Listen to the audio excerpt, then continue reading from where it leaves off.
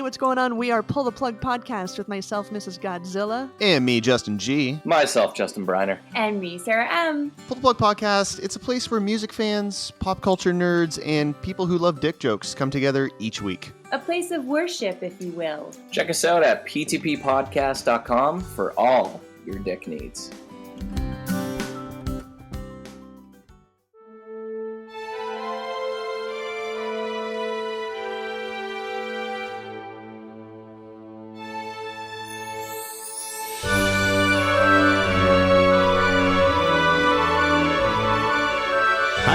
I'm Todd. I'm Brad. I'm Laura. And I'm Sam. And we are the Pixar Pals, or you might know us as Disney Dummies. Hello, dummies, or should I say dinos today? We're still dummies. Dino dummies. Dino dummies. Dino gummies. Welcome to Pixar Pals, the show where we go through all of the Pixar movies in chronological order. And we have arrived here on episode, I don't even know, 15, 16? Something around. Further than that, I think. Something like that. Something around there. We're past the halfway point now. Can't believe we're already here. It's pretty wild, but we have made it to a land before time because we are in the dinosaur era. We are watching The Good Dinosaur today, everyone.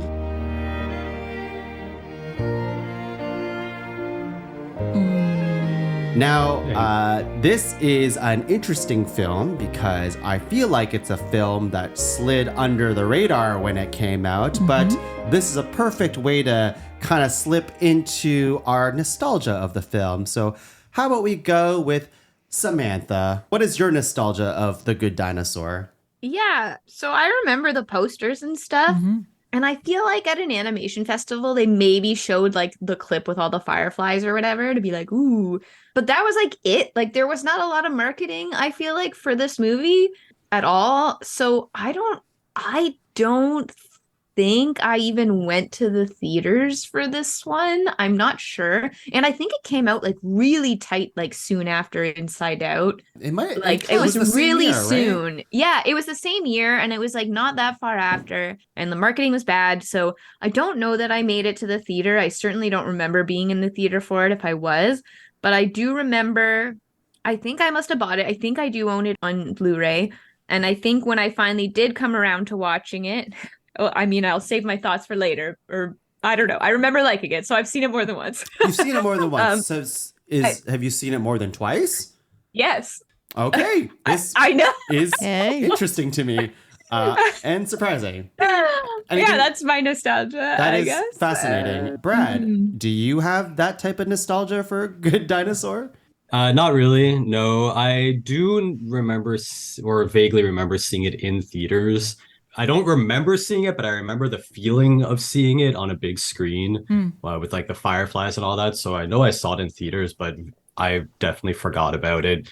You were the two people who saw this movie in theaters? Yeah, probably. Yeah. But I would say the more nostalgic side I have for Good Dinosaur these days is during quarantine, Sam and I got like a fancy new TV that was like all 4K, and we came up from our HD one, and it was just like fancy TV. And so I went online and because we were like, we got to watch something really good for our first like movie on this TV. And I looked up like gorgeous looking movies to watch on your TV. Of course, there's like Pacific Rim and stuff like that. But we saw Good Dinosaur and we were like, oh, we haven't seen that in forever. We should watch that. And it did look very, very good, as I assume we'll get to. But that's more my nostalgia now, is just like how good looking this movie is. Right. Even by today's standards, like I think it still looks better than a lot of the Pixar movies in a way that come out now. It's a different style, but right. You've seen it more than twice, I guess, not including yesterday.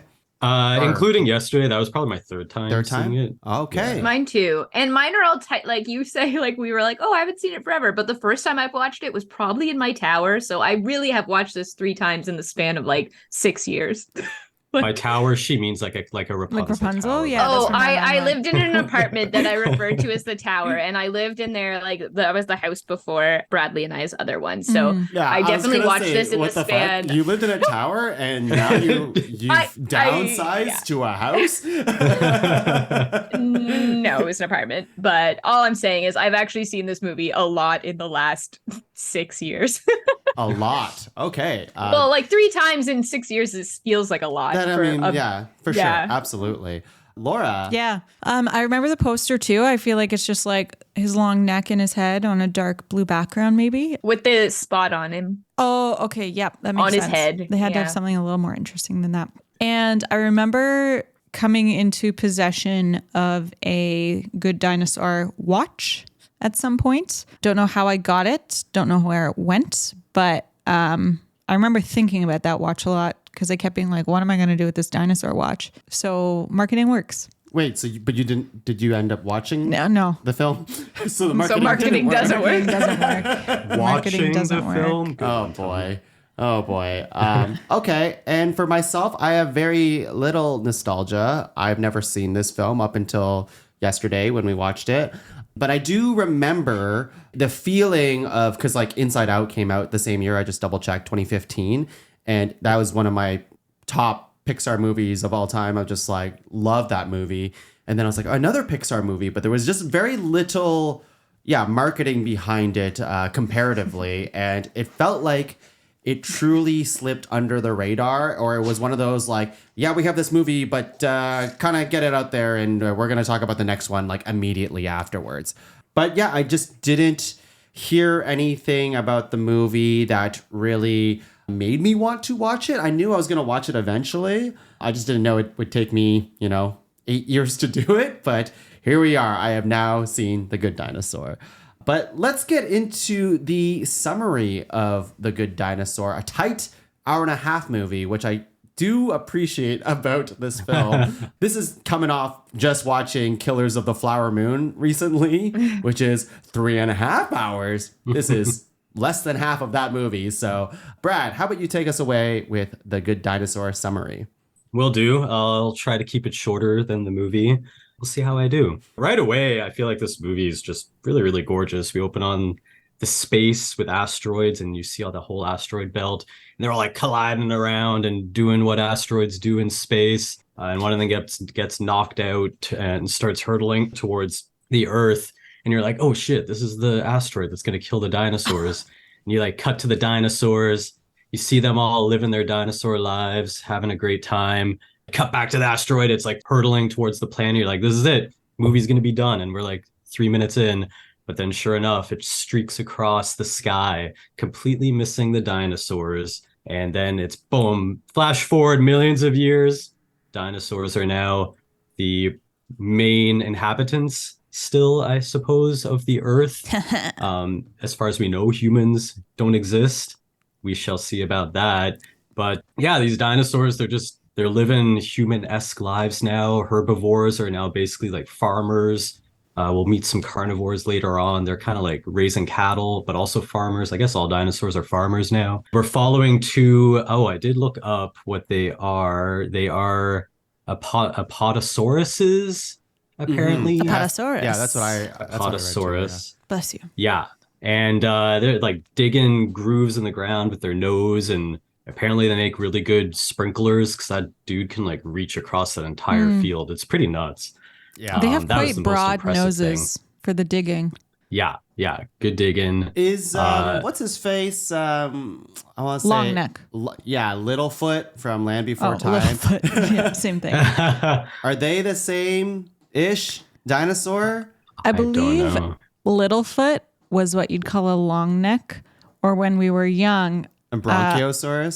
That's what I we always called it a thought. Brontosaurus, but then apparently the Brontosaurus isn't even real, and he's a Brachiosaurus. Kind of like how Pluto's not a planet, the Brontosaurus isn't real. But the Apatosaurus. Bronchosaurus.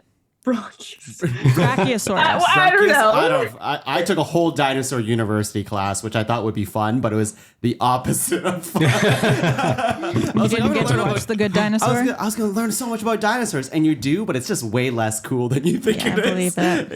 Yeah. But go on. Sorry, Brad. I just think That's it okay. looks very similar to Littlefoot. I think in they're a way. different, though. I think they're different. Yeah, they have a different. It's hard to tell where the realism begins with the Apatosaurus and where the Pixar kind of magic goes in, because they're very. Can't wait till we get to the T-Rex run. Oh yeah. You're right. Oh yes, I noted that for sure. I did skip over though, which I definitely wrote down, was right after we flash forward, we just get this montage of scenery shots, and the movie's just gorgeous. It looks so good. It does. It really does. And it's so many just wide vistas, and oh, what a good looking movie. Shockingly too, considering a lot of people don't talk about this movie. Yeah. So yeah, we're with these dinosaurs. They can build traps and stuff. I noticed that they gloss over showing how dinosaurs build these tiny intricate things like traps. They're just like, hey, here's a trap now, and they don't have to show it because how are they going to use their giant mitts to figure that out? Yeah, so they're the mom and dad. Did they ever give the names for the mom and dad, or are they just Papa and Mama? Papa was Henry, wasn't he? Yeah, you get one Henry? mention of his name later in the movie, at very end of the movie. The mom calls him Okay. Henry. But yeah, Papa and Mama. All right, I was thinking Feifel Goes West with Papa. Yeah, yeah. There's a lot of that. Papa, Mama. Papa, can you hear me? So yeah, they're gathering crops, they're making babies, they're just living the dream out on the prairies there, out by a river, a gorgeous looking river. I wouldn't mind living there. Right? It's a nice spot. They're really trailblazing, getting in on the early settler of the area. Really taking over the American West. Yeah. So yeah, they got 3 eggs. 2 are kind of the same size. 1 is a really big egg, and they're starting to hatch, which conveniently all happens one by one versus spread out, so we could see it all happen in one go. First one hatches. They immediately know the name. It's Libby. Libby seems pretty cool. They're pretty happy. They're like, our baby girl's here. Then the next one hatches, and he's just like, yo, what's up, Buck? It's Buck. He seems kind of like a little asshole in a way, kind of a bully. Kind of reminds me of who's the dude from Back to the Future? Has a very similar name. Feels like his name should also be Buck. Yeah, I know. What? The bully, right? You're talking about the bully? Yeah. Why am I blanking? It feels like it's a Buck. Cluck? Oh, fuck. No, I'll look it up. Oh God, that's embarrassing. Mick? People are gonna write you about Rick. this. We're gonna look it up because that's also bothering me. It has it's a 1-syllable name, right? It's Yeah. not a normal name, though.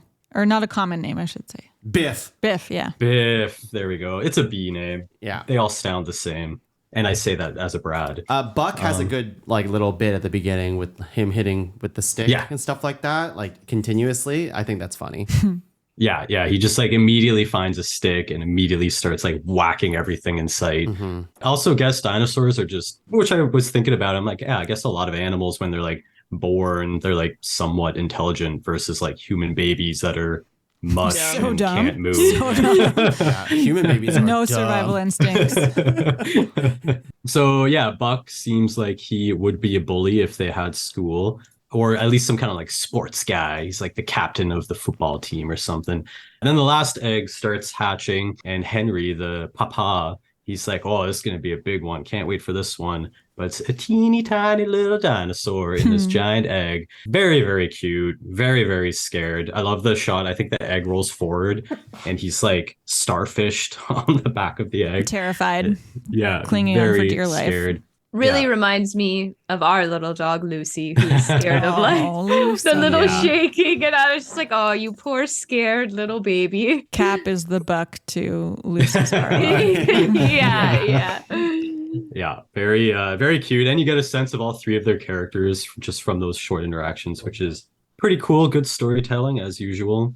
So yeah, we basically flash forward. We now see them as teenagers. They're all helping out on the farm as good kids do.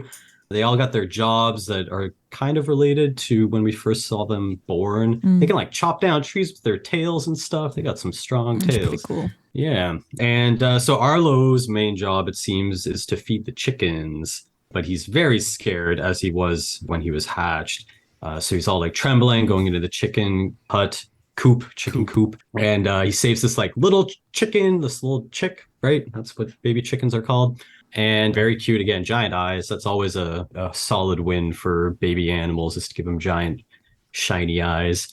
But then I do like that when he hears like the cluck and he whips around and then the camera pans up and makes this chicken look massive. Henrietta. And Henrietta chases him out of there and he's like screaming. He almost runs into the river and the dad's like, watch out, Arlo, this river is not to get messed with. And thank God we'll never see this river again in the movie.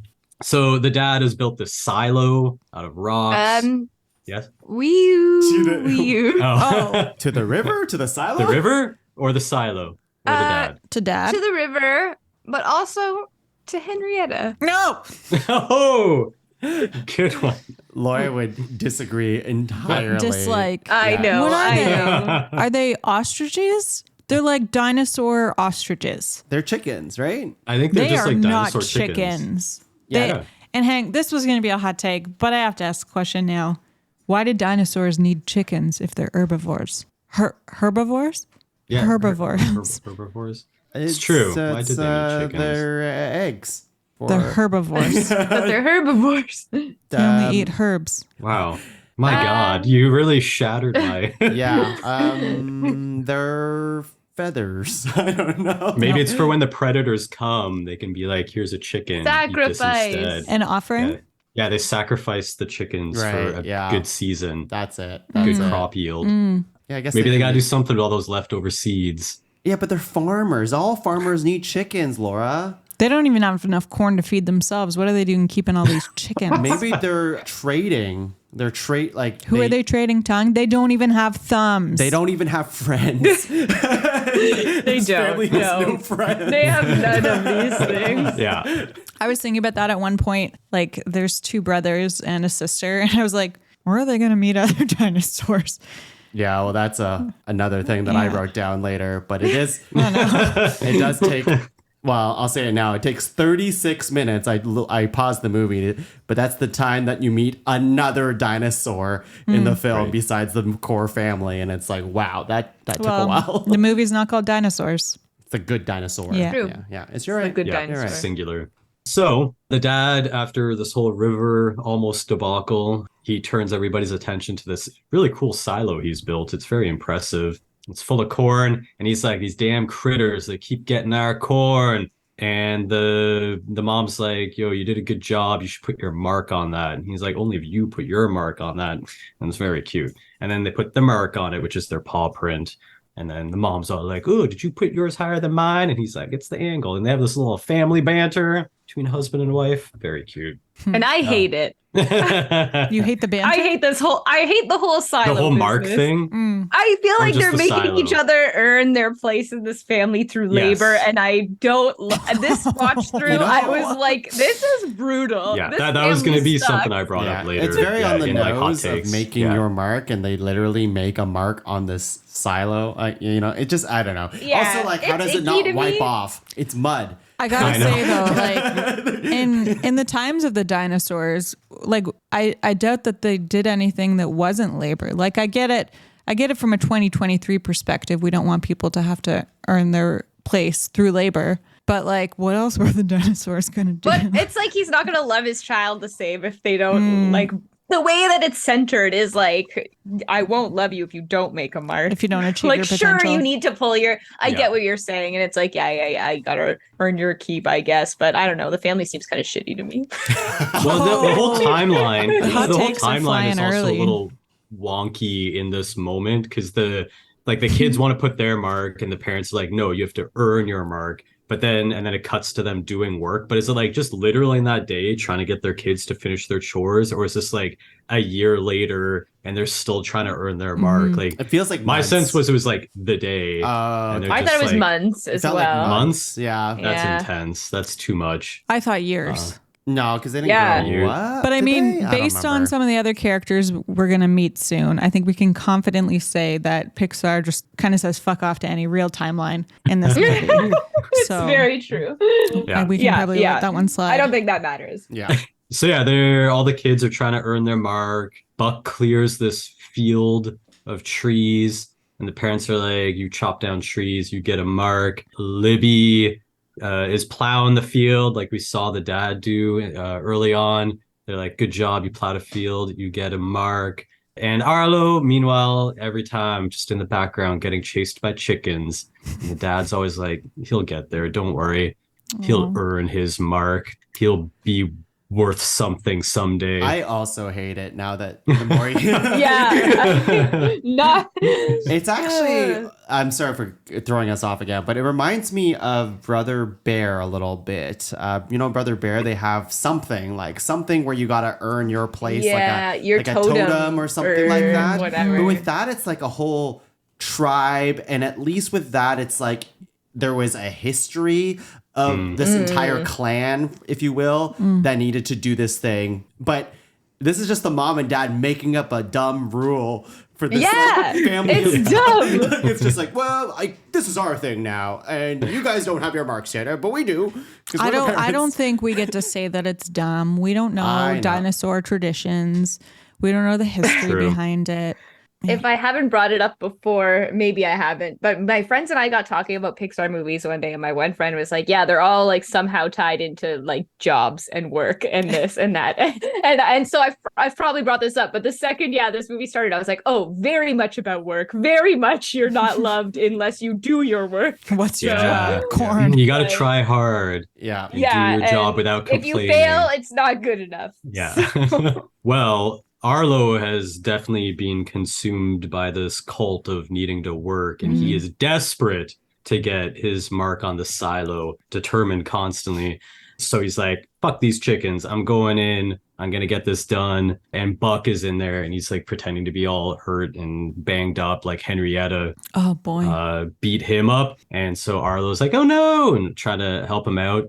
And then Buck, of course, wakes up and they have their brotherly banter like all brothers do when they're young.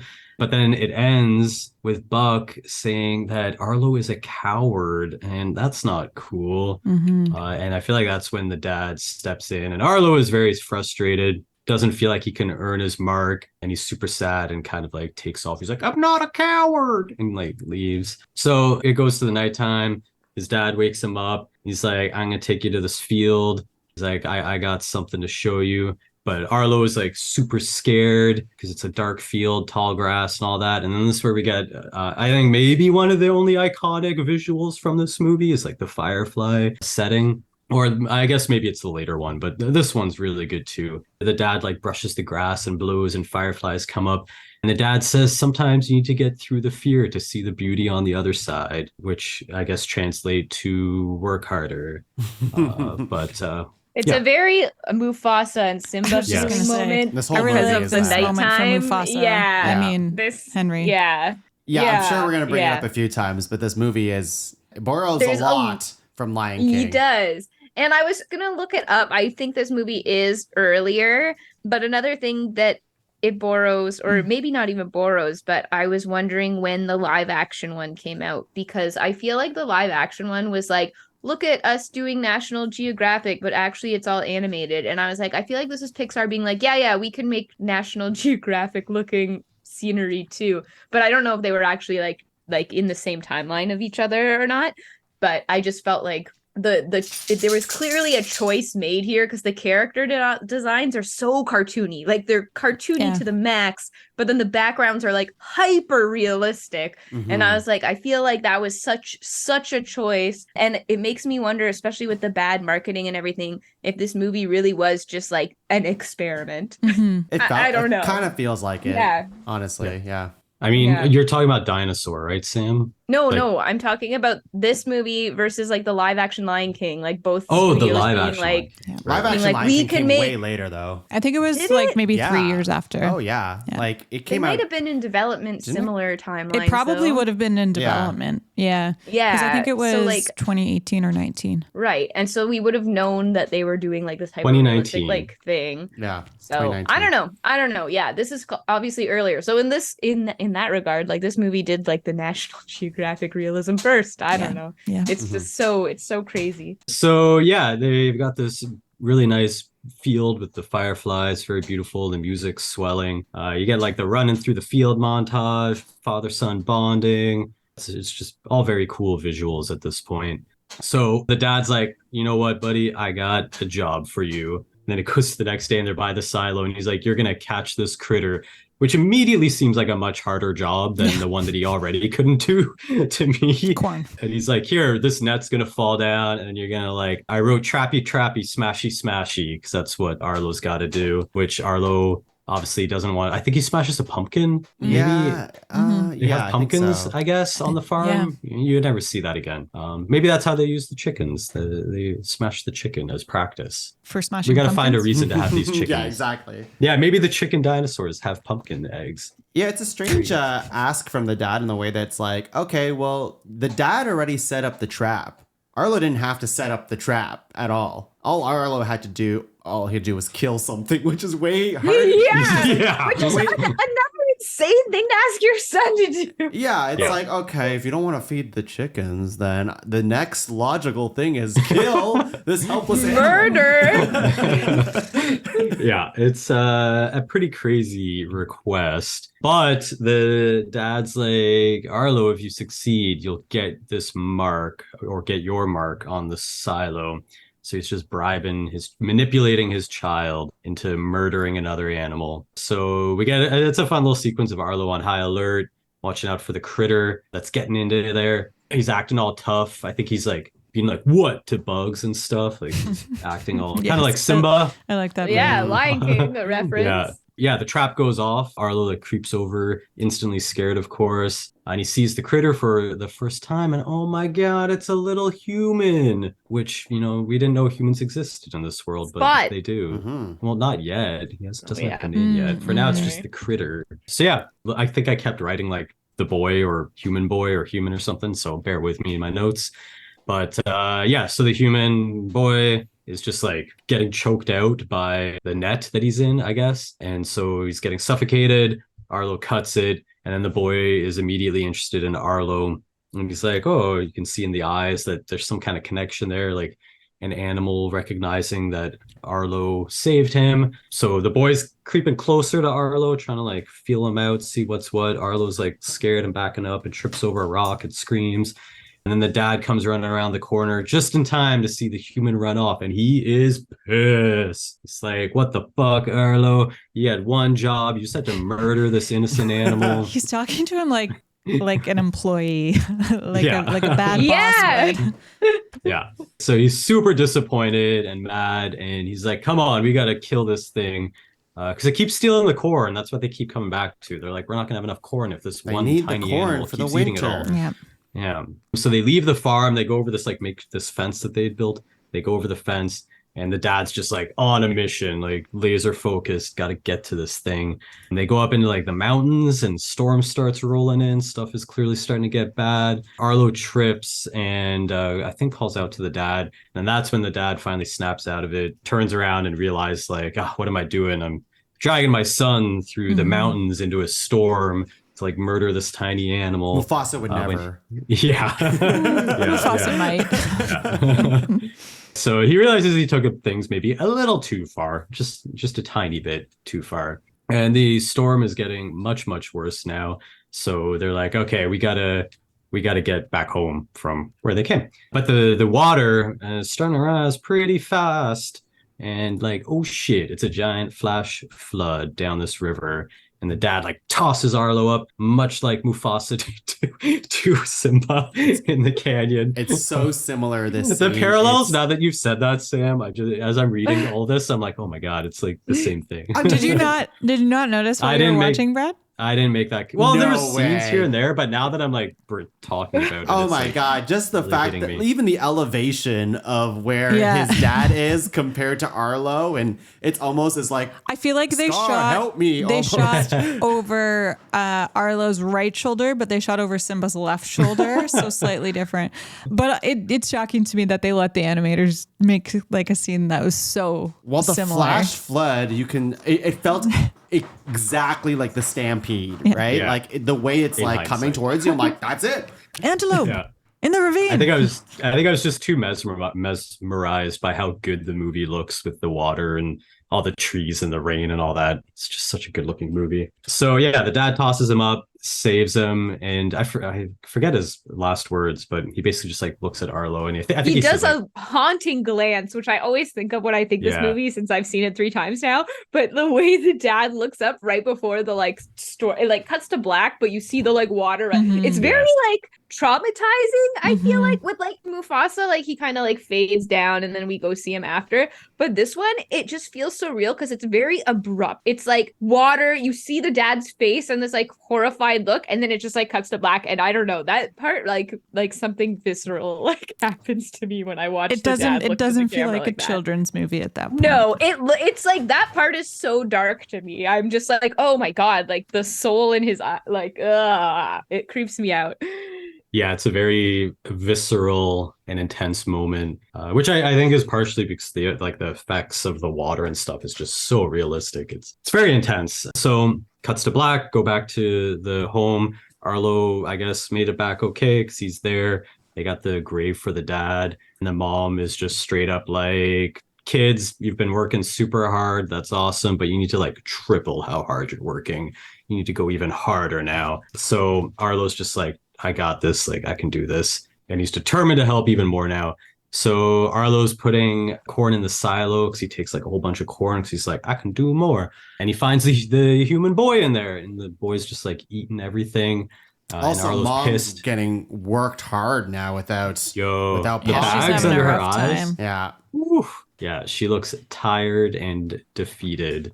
Yeah, Arlo attacks the boy because he's like, you made my father and I run off chasing you, and then my dad died. This is all your fault. So he starts chasing him. The boy runs out and Arlo chases him, and they both fall into the river. Oh my god, the same river again. That river. From the beginning of the movie. We weren't supposed to see it again. So yeah, they're rapidly taken away. This whole thing is also quite intense. They're like going through the rapids. He's tossed around underwater, over water, and he smacks against a rock like super hard and blacks out. And then wakes up sometime later, who knows how long, but he's down the river somewhere up on a rocky bank, which looked so, I'm probably going to keep saying this too much, but it looked so good, that pebble shore that he was on. Oh my God.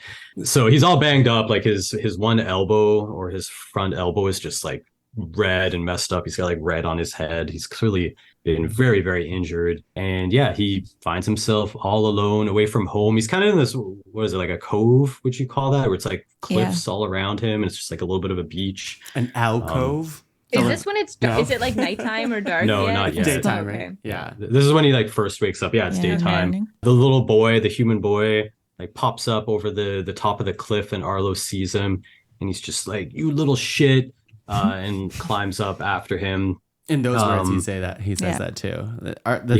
In his like really cute voice, you little shit.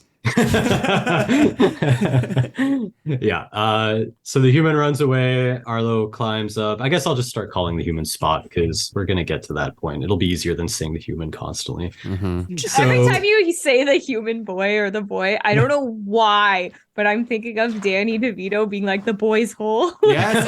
Yes. Okay. Is that an Always Sunny thing? The human, the boy. Baby boy, little boy, I love you. Yes, from the Nightmare musical. I'm definitely gonna switch then. I don't want to sound like I'm saying that. So Spot runs away.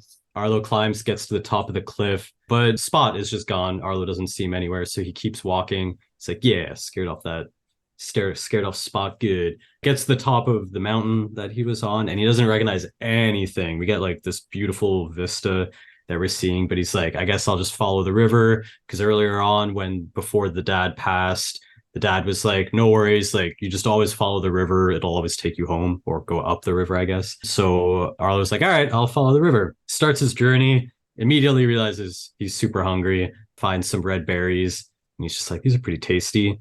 And he sees some on a tree, and he's like, I'm gonna get those berries. And he tries crawling up the tree. He's like very gangly. He's like an awkward teenager of limbs and balance.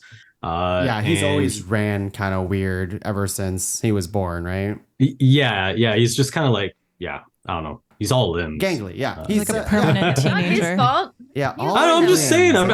I'm painting a picture of how awkward this character Yeah. moves. It's Kind of Sam. like a It's Sam as a newborn dinosaur. giraffe, like It's wobbly. me as a So yeah, Arlo's trying to reach the berries, and the rock that he was standing on gives way and he tumbles down this cliff, only to realize that his leg is now trapped. And this is where the movie becomes 127 hours, and we're gonna watch this dinosaur saw off his own.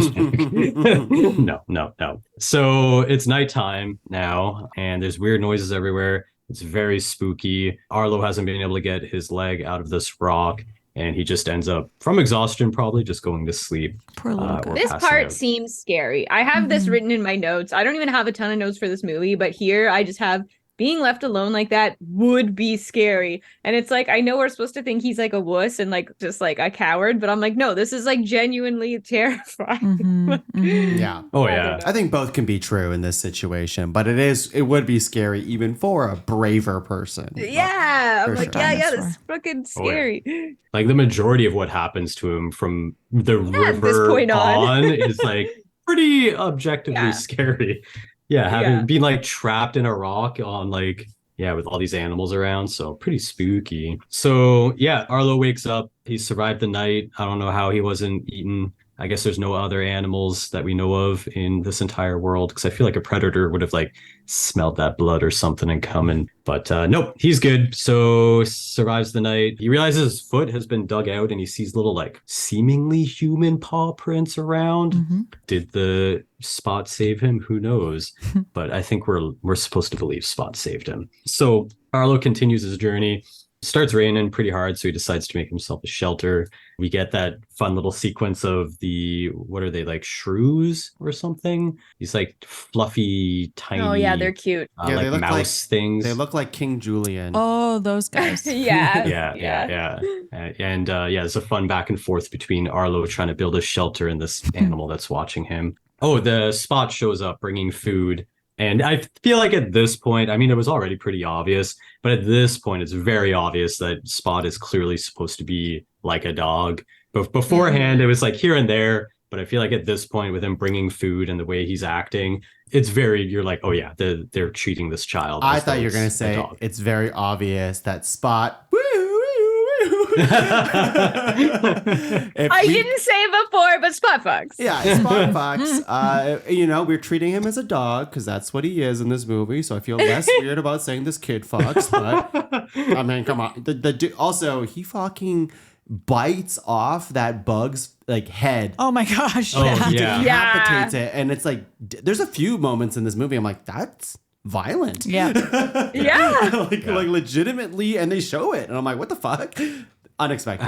Yeah, How this movie old has do a you pretty think high body Spot- count. How old is How Spot? old do you think Spot's supposed to be in the movie? Like 7, 8? 8? Something like that? At first I thought like 4, like I thought he couldn't walk, but then it was like, oh no, wait, he just is choosing I'm not to gonna walk. say 'cause 8 to he's- 10. 10 might be too old. Yeah, 10 I feels feel like- old. Yeah. 8? 6 to 8. Yeah, I think like 6. I was gonna 6 say to 8. 6 to 8. Yeah. 6 to 8. Yeah. That seems about right. Yeah. Maybe they didn't have ages back then. I'd say closer to 6 than 8. Like I feel like he's like pretty young. Yeah, I mean, I think he's young. Yeah. yeah. It's so hard because we usually tell by like height and Yeah. how they move and how they talk and stuff. we don't have any but of he those doesn't do indicators. that. But all Yeah. Pixar characters look young. Even later, we're going to see other kind of human-esque characters, let's say. And we're led to believe they're supposed to be old, but they look pretty young. How old too. do you think Mrs. Incredible is? 25. Guys, It always comes back to Mrs. Incredible. upon a very quick Google, Yeah. Spot is supposed to be 11. There you go. We- That's what I'm telling you. That's It what I'm doesn't really saying. mean any, like age doesn't really mean anything. It's No, it Pixar. really They all doesn't here look- in this they all look context young. to the story. In Pixar, Yeah. you're either a kid or you're not. Because are they like, Yeah. are they even humans yet? Yeah. Are Have any of they us evolved? humans yet? Have they evolved into like what we currently are? If you didn't have society telling you ages and numbers, Yeah. you gain. Maybe we'd all look younger. Yeah. Well, on that note, Arlo does not understand what Spot is trying to do. Spot's bringing him, as Tung said, like this, brought him a lizard. Spot clearly wanted him to eat the lizard, but Arlo didn't know what was going on. The lizard wakes up and runs off. Spot's like clearly pissed off, leaves, brings that bug that Tongue was talking about, big bug, flies it in, which is pretty cool, rips the head off. Clearly Spot doesn't understand that Arlo is herbivore, vegetarian, but then Same Spot... Vegan. Yeah. Spot finally brings some berries and Arlo gobbles those things up. Clearly wants more. Arlo wants more berries and Spot gets him to follow him. But it very quickly becomes like, wait, does Spot understand? Arlo's like, I don't know, you're leading me down somewhere weird. They somehow journey to this cliffside very far away from the river, which Arlo starts to realize, but he's very hungry at the same time. So they're on this ledge, super tiny ledge, and Spot gets Arlo he like bites Arlo, if I remember correctly, and Arlo like falls forward and like bridges this gap, and then Spot goes across to I think is this the first time we see him do like the foot stomp and like the body wiggle, like the thumper type of the thing. thumper thing. That's very cute animation. I like that. So yeah, he kind of does this like, I found it, and he does this like kind of a pointer dog in a way. He's got this motion that he does where he thumps his back leg a bunch and does this like shake, kind of like itching, like an itchy dog or something. Yeah, and that's his like mission accomplished. I found what you wanted. And so Arlo sees the berries there and runs over, but Spot, being clearly smarter, or not smarter, but more observant to the surroundings than Arlo, because Spot's been surviving who knows how long, 11 years that survival potentially. Instinct. Yeah, so Spot's like trying to get him to stop going to the berries because there's something there. Arlo's like, whatever, runs by, and there's this like weird snake lizard thing that comes out, pretty scary. They all fall off the cliff, and Spot's just like right in there, just wrestling this snake, getting it out. Spot's pretty cool, I must say. Yeah, we are White ready. bucks. Yeah, exactly. We rank. Fair enough. Yeah, so once that's done, then we get, which is what you were saying, Tongue, our first glimpse of another dinosaur finally that's not one of Arlo's family. We just hear the words first spoken. Do any of you know who the actor was? Because I didn't look it up, but I was like, this sounds familiar. I did. Is this the weirdo dinosaur we're about to meet? Yeah, it's Peter Son, who I think is a director at Pixar. He directed this movie. Yeah, this movie. Oh, did he? This movie? Yeah. He I think he directs Elemental, maybe? He goes on to do something else. Maybe we'll get there. Oh, okay. No? I don't know if that's true. I feel like he's done another, I don't know, but... Yeah, the voice sounded familiar. I feel like he's maybe done something. No, he does do Elemental. Elemental. Does he? Yeah. I'll save it for Diginos. Excuse me, particularly. And he did Ratatouille. Okay. Sam? Sam, you are back. Yeah, we're hearing Arlo hears this like weird voice from the woods, and the camera's like panning around, slowly trying to figure out who's speaking, and then suddenly it like shifts perspective, and you see this dinosaur that was all camouflaged in with all these birds and animals all over him. And he lists off all the names like Killer and I can't remember the other ones, but it's just like the last one's Brenda or Debbie or something. Debbie. Yeah. It's like all these like murder names, and then Debbie. Yeah. This one protects me from unrealistic expectations. Good stuff. So this is where the naming finally comes in, because the animal's like, if I name him, I get to keep him, because this dinosaur wants Spot, because he's like, Spot protected you. He has all these other animals on him that he's like, these are all my protectors. And so he wants Spot. So Arlo and this other dinosaur get into this naming competition. Sorry? Pet Collector is the name of the dinosaur. The Pet Collector get into like a naming competition, trying to name who will be called Spot to come to them. And so Arlo finally says Spot, and that's when the human child turns and is like, oh, and comes over like a good dog, like a little good boy. Recall. Comes over, and they're like, and so Arlo's like, okay, your name is now Spot. And then they're like, okay, and the dinosaur's like, all right, yeah, or the pet collector's like, yeah, cool, I guess Spot is yours then. So then they leave, and Arlo and Spot just start bonding, which like just the other day, Arlo wanted to kill this human child who is now Spot. Literally blaming Spot for the death of his father. Mm-hmm. Yeah. So pretty quick turnaround. But, I feel like Arlo is just like this dog, this child knows how to survive. And Arlo was like, maybe it's good to keep him around.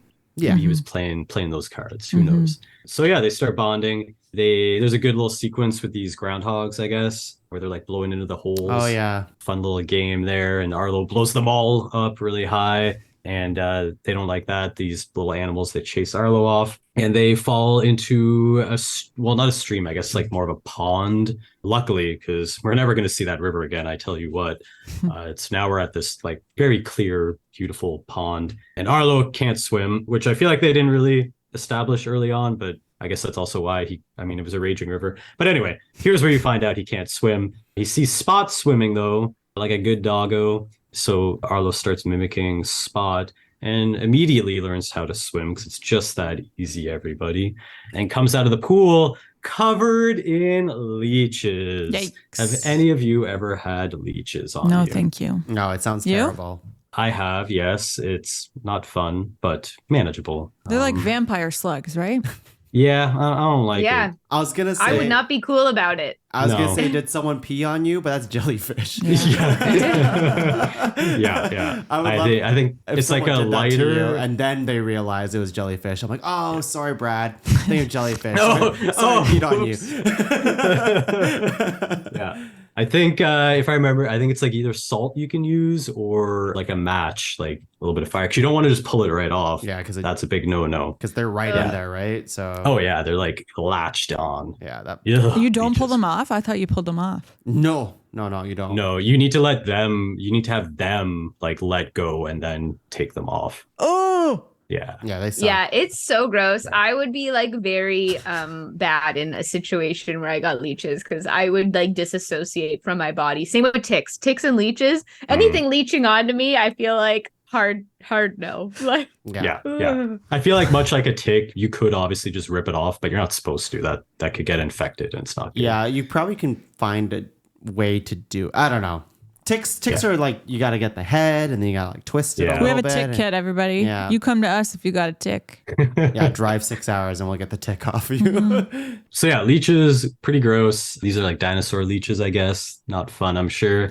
So yeah, somehow they get the leeches off, I guess. This is like a whole little montage of them journeying and having fun. We get this little sequence where they eat food that they found on the ground and they just get like super stoned and like Were they eating the leech? No, those are bad apples. these are like Yeah. apples or Yeah, bad plums or apples. something. I mean, this is a weird scene in the way that I cannot believe it even happened in Yeah. this movie Yeah. because it's Yeah, very yeah. jarring, but like I was all about it. So this scene fucks, even though this it's scene like does fuck. 30 It was a little bit seconds like, of just madness. Yeah. It was a little. I forget about it every time, It's and then Blue it comes, and I'm like, Elephant. oh Or it's the yeah. elephant scene It from reminded me Dumbo. more of the like imagination station scene from Oh, what was the last movie? Oh, from Inside Inside Out. Inside Out, yeah, where Oh. they change dimensions and stuff. It is that, but this one's Like it's just visually so different from anything we've seen. I would say with this one though, because that one that's a great call, Laura. But this one's like nightmare fuel. Yeah, Because their eyes get like really They're tripping. kooky They're and like tripping balls. things are coming out of the mouth. Yeah, they're literally tripping balls, and I think the scene fucks. And like once again, I feel like a common thing with like Arlo's journey for this like back end of the movie is like I said with the like staying out before, it's like genuinely terrifying. I'm like, this is actually scary. Like if you're tripping this hard, I'd be like freaking out. So like Yeah, I'm like, good on you, Arlo. yeah, they had a good He trip, which survived. is surprising. yeah. It's like 20 seconds. This fucking crazy scene, but it sticks. Yeah, with they me. don't shy away from it at all. Mhm. No. Like Yeah. no. Yeah. I will say, what, because I'm not going to bring up in the 5-star, 1-star later, but there was a good amount of reviews that were like, parents, do not watch this film. Do not watch this Oh my because of God. this scene right here. It was teaching your kids to do psychedelic drugs and stuff. It's like, oh, okay, all right. I mean, so That's many a old stretch. movies like that. I feel like It's it's, like, teaching okay. parents to clean up the bad apples. That's right. Yeah. Ooh. Yeah, they just get like messed up on I don't know. Yeah, acid trip. And they wake up. It's nighttime now. And yeah, they now get their little moment with the fireflies. I think Arlo's showing Spot what the fireflies are because he sees one rise up and he's like, oh, this is cool. brushes across it. And yeah, again, I think this is the more iconic little sequence of them running around because you get the shapes that they do. Very like Wall-E in a way when they're out in the air doing their little dance with Wall-E and Eva. Very cool. And yeah, so this is where they chase one to like a cliff, I guess, or like a little overhanging by the water. And it's like beautiful under the stars. And this is where they're like having a good time. But then it all comes back to Arlo, and he clearly misses his family, staring out at the vastness in front of him, both in the sky and on the ground. And Arlo decides to try to explain the concept of family to Spot. So he's putting sticks in the ground. This music's sad. He puts, was it like 3 sticks and then 2 for the parents and draws a circle around it. He's like, this is my family. I miss them. And then Arlo's just like, Spot doesn't understand. So they just still seem to be clicking in that way. But then Spot puts a few sticks in the ground of his own and draws a circle around the sand. And then when Arlo's like, oh, you do understand, then he he doesn't knock, but he turns 2 of the adult sticks, the taller sticks, down onto the ground and slowly covers them up. Very, very sad, buries them in the sand. And then Arlo in turn tips over his father's stick and buries that father in the sand. They both clearly miss their families very much. And who knows how long Spot has been on his own, but yeah, pretty intense. It's a hard world. I like the scene. I think it was like a good visual storytelling way of showing. But heartbreaking. Yeah. It was sad. It was sad. This made me think of your top 5 Pixar moments podcast. And I feel like if I'd seen this, it would probably be a top Pixar moment for me. Maybe not top 5, but maybe top 12. But maybe top 12. In the nomination. It would get pitched. Oh. It's a good moment. It's a good moment. It's a good moment. I'm not going to try to poo-poo the moment, but I do think it does come around later in a meaningful way. Yeah. And I think they did a good job with it. But yeah, I think it's a great example of how like we can talk about grief without having to talk about grief, and like cross language communication and cross cultural communication, or cross species communication, I guess in this case. That sort of thing. Yeah. Like we have these things that hold us together. Yeah. For better or for worse. Yeah. It's a very good scene or sequence. Very emotional. It's really well done. They handled it with grace, I guess, the way they told it. And and then in classic Pixar and Disney fashion, after this like gut punch emotional, we get, of course, a funny sequence after it, because they gotta follow up sadness with some happiness. Yeah. So the next little sequence is they wake up the next day. Spot's got to go pee. I do love this sequence. Where he's like peeing, and then Arlo like glances over, and Spot happens to glance over at the same time. It's like, what the fuck? Why are you watching me pee? And that is funny. And then Spot goes to further away. That's funny. That looks so good. I feel like Sam and I joke about that with our dogs sometimes, because she'll be like peeing or pooping, and we'll like look over, and then she like looks at us, and we're like, and we like run away. Yeah, so pretty good, very good stuff. So yeah, they're all done. They continue their journey. They see another storm. There's a lot of storms start rolling in. And this one is like scary lightning as well. This is another one that I wrote down. I'm like, yeah, this is a terrifying storm. This is like something to be afraid of. Mm-hmm. Yeah, and it's so scary that it causes Arlo to have flashbacks to the night his father died. And he like panics and just turns around and runs the opposite direction to hide from the storm. And like trees are getting ripped up around him, and it's like a crazy windstorm. But he hasn't realized it yet, but he is running away from the river. Remember I said we wouldn't see that river again? Well, maybe we never will now, because he's run away from it. The storm finally passes. Arlo wakes up. There's just like devastation all around him, like almost like a tornado had come through. And this is where he realizes he's lost his way from the river, and he's like panicking. He's just like, I don't know where to go. I don't know where the river is. I don't even know what direction to go at this point. And they see some birds, some like really nice, cute looking birds up really high in the sky. Sorry, and, did you say cute looking birds? Well, we don't know that they're evil yet. They look tiny. Laura thinks all birds are evil. So I don't think any birds are cute. True. I don't think any birds are cute, Brad. Zazu? When they're tiny. No, Zazu's sassy. Oh, okay. Okay. All right. Well, they're tiny specks of birds up in the sky, and he calls out to them. Birds come down. The birds are very concerned for Arlo. They're like, "Oh my God, are you okay? Are you hurt? Like, are there any other animals? We need to keep searching for hurt animals." And Are these the like pterodactyl birds? Yes. yeah, it's pretty clear that they're eating all these animals. Wee wee. No. Oh, Wow. Thunderclap. Thunderclap! I love him. I mean, he's just my Wow. soft spot for Steve Zahn. But like, They're I just- murderers. I know. Yeah, I can't follow but you, he's Sam. so I know fu- we just- always I agree on love him. fuckers, but not these ones. I'm sorry. Wow. Going whatever, rogue you this, guys. Haters episode. gonna hate. I don't know. Haters gonna hate. Listen, listeners at home, if you also agree that Steve Zahn as a murderous pterodactyl thing fucks, please email us and let us know Yeah. at thunderclap@podcavern.com. Mhm. Do it. It'll work. These like pterodactyl looking birds, they're following the storm because the storm provides. Their leader is Thunderclap. I love that. The storm provide. You know what? It's the culty-ness of this that I clearly am. Sam does love her cults. I do. The storm provides. Yeah, they Shudder. mostly seem pretty nice. Arlo hasn't clicked into the murderous eating other animals yet.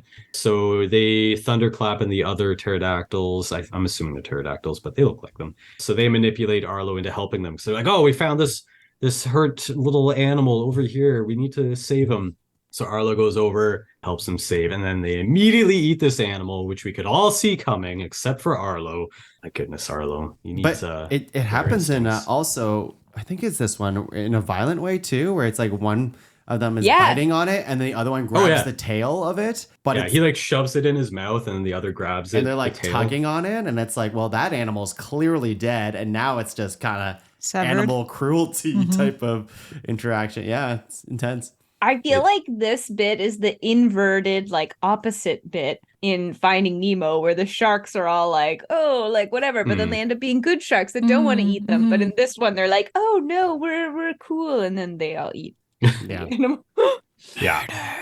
Lots of murders. So yeah, they're not good birds, which we now know. They're not crows either. It's a murderer of crows. They're like pterodactyl things. Good one. Was it a good one? I don't think so. I'm just making sure none of our listeners are confused. Yeah. So yeah, Arlo is obviously worried about Spot getting eaten because they're looking for little critters, and his dad always referred to Spot as a critter. So he's like, "Oh no, they're gonna eat Spot." And the birds like are fighting over this little animal. Thunderclap really takes a U-turn and is now super creepy about everything and very intense. And they want Arlo's critter, so they see them and they chase Arlo. And he's running away super fast, and he sees some, I guess like what'd you say was Laura, not Brontosaurus, Brachiosaurus? Brachiosaurus. Yeah, I assume that's what it was supposed to look like, the think silhouette. so. He sees like silhouette in the distance. He's running to it and he's like yelling help. Oh, yeah. And but then it turns out to be two T-Rexes. What? Oh my God. That's a pretty good move. Yeah, and they come running at Arlo, and now Arlo's stuck between two obviously murderous dinosaurs we all know are gonna kill him, but the T-Rexes just run right by him and start attacking these pterodactyls, including Sam's favorite cult leader, Thunderclap. So the T-Rexes, they turn out to be cool, but Arlo's like, "Well, you can tell me where the river is? I got to get back to, what is it, Clawtooth Mountain." I don't think I mentioned that early on, but there's 3 peaks by their home that they can see from the home. So it's the river and Clawtooth Mountain that he's always trying to find. But the T-Rexes are like, "Sorry, I can't help you. We got a bunch of longhorns we got to round up." These guys are very like ranchers style. What was it? Sam Elliott, the dude with what a voice. Right away, I said to Tung, "Is that Sam Elliott?" Yeah. He has such a distinctive voice. My dream is to get my voice as deep and gravelly as Mr. Sam Elliott. Keep trying, Brad. Yeah, so they're like, "Nope, can't help you. We got these longhorns to ride up." But Arlo is like, "Well, my little friend here, Spot, can sniff these things out and can help you." And they're like, "Well, if you can help us round up the longhorns and maybe we'll help you." So they give Spot this like piece of longhorn. I don't know what that I is. don't know either. Like fur from it somehow. That I don't know. But Spot like sniffs it out. They're following Spot. They get this fake out where it turns out to just be a bug because he does his like thumper thing and then the shake, and they're like, oh, he's found it, and then it was just a bug that he attacks. But then a little bit further on, they see that the herd is there, and Spot did manage to find it, which is very impressive because they put their trust in this tiny critter that they didn't know if this was going to work or not. So they're like, all right, we can go find these, but they find a feather there, and the Sam Elliott Rex is just like, there's rustlers about, and they're very concerned about that. So they got to double time it, and now this, Laura, is where we get the run. I've been very quiet. I've been waiting for the run. I think this is one of my favorite things of the entire movie is this dumbass T-Rex horse giddy up run where they're not even riding a horse, but the way their body is, it's like they're riding a horse. It's very silly. And I think it's like, yeah, you could say the T-Rexes fuck, especially Sam Elliott, sure, whatever. But the main core of it, the reason they fuck is that they gallop kind of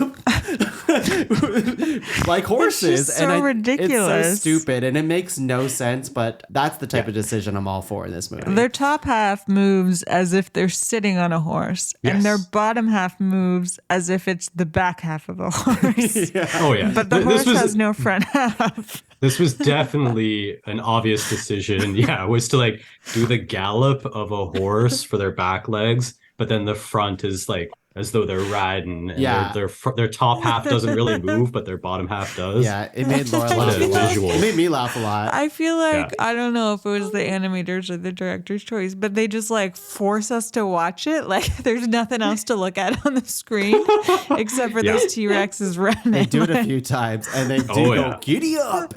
Yeah. And they have, it's hilarious. Oh my God. Very funny. Yeah, oh boy. Very well done. What is going on there? So they giddy up on to finding the herd, and the herd's out in the field. They're hiding behind some rocks. They kind of creep up, say, no rustlers are probably about. And Sam Elliott's like, I'm worried about these rustlers. So they're like, hey, we got an idea. Arlo, you go out there as bait, and we'll probably come out and help you when the rustlers attack you and try to eat you. Probably. Yeah, probably.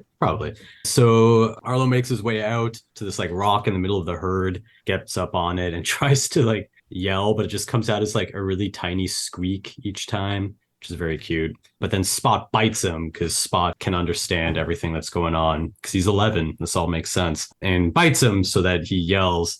And then you see the rustlers coming through, which I guess are maybe like raptors. I think suppose. they're like velociraptor types. Yeah, sort of like they definitely have a name. types. I don't know. Yeah. They're more feathery, right? So. Yeah. Didn't you take a class on this, Tongue? I did, and I got a B-. So these rustlers like come through the grass, kind of like sharks, kind of cool. And they show up and they're super sketchy immediately. At least Thunderclap played nice in the beginning before he became sketchy. But these guys they're pure rustlers. They are raptors. Oh, they are raptors. Because like dinosaurs did have feathers. We just aren't used to that, right? So they went a little more realistic with these guys. All right. Yeah. So the rustlers are just basically like, we're going to kill you because that's what rustlers do. And then just as they're about to lunge at Arlo, Sam Elliott Rex and his two children charge in and swoop in. They save the day and start scaring off the rustlers, getting into this big fight. The herd gets spooked. Herd is stampeding away. They're all running with the herd, fighting while it's going on. It's just a crazy highway car chase action sequence now.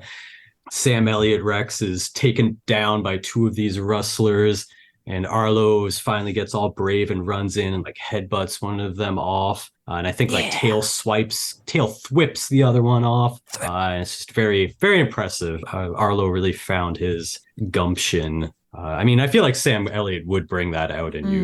You got to rise to the occasion when Sam Elliott is around. So Arlo saw the fucking giddy up confidence that the T-Rex had. He's like, I want to be like that. Yeah, he's got a good drawl. So basically, fight ends. They scare off the rustlers. The herd is safe. And then we go to them all sitting around the campfire, just living that campfire life out in the plains of wherever they are, Montana or something. Wyoming. Oregon. And yeah, they're just chatting, telling stories. They're all talking about their scars because Arlo from The Rock, I think it was, has like a cut on him. And the daughter T-Rex is like, oh, it's a good one. That's going to scar up. And then she tells her story. The brother tells his. Sam Elliott Rex tells his story about being attacked by 2 crocs. And he's like... And Arlo's like, man, weren't you actually? Yeah, I like this because the dad's like, but I wasn't ready for dying that day, which is pretty good. So he fought off 1 croc, drowned the other in his own blood. Man, Sam Elliott Rex is badass. And then Arlo's just like, man, I wish I could be fearless like you and my papa, my old papa. And Sam Elliott Rex is just like, yo, man, you're just scared sometimes, you just got to get through it. That's what Sam Elliott Rex says. He said that they're all scared when they go through that. Yeah. It's not that they're not scared. Courage is not the absence of fear. Yeah, exactly. He's like, no, of course I was scared. But you just got to you persevere. You work through it. So this is where we then, I think still around the campfire, it starts snowing a little bit. And it's like, oh no, the first snow. Because the whole thing is that they're collecting corn back at the farm. Let me bring you back down to earth talking about their farm. People probably forgot about that. They got the farm, they're collecting the corn for winter. So Arlo's like, I got to get home. And they agree because Arlo helped out that they'll get him to the river.